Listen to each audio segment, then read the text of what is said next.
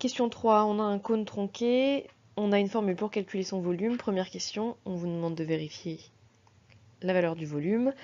Donc le volume, on a une formule qui est exprimée en fonction de h la hauteur, de grand R le rayon de la grande base et petit r le rayon de la petite base.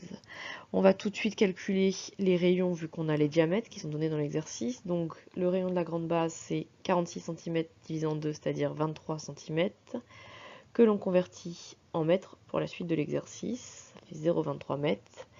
Et le petit rayon, petit r, c'est donc 10 cm, c'est le diamètre de 20 cm partagé en 2, ça fait 1/10 de mètre.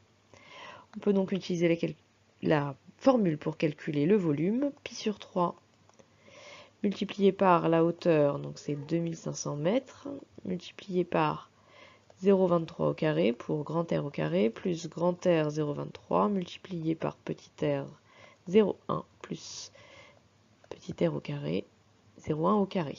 On utilise la calculatrice et on trouve un résultat qui vaut environ 225 mètres cubes.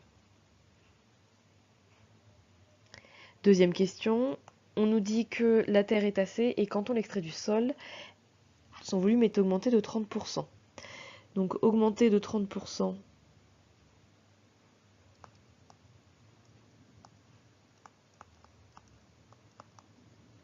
c'est multiplier par le coefficient 1 plus 30 centièmes, c'est-à-dire 1,3.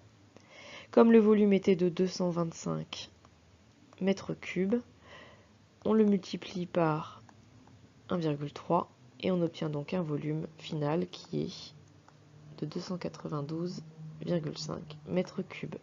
On peut répondre à la question, il faudra stocker 292 mètres cubes et demi de terre après le forage du puits.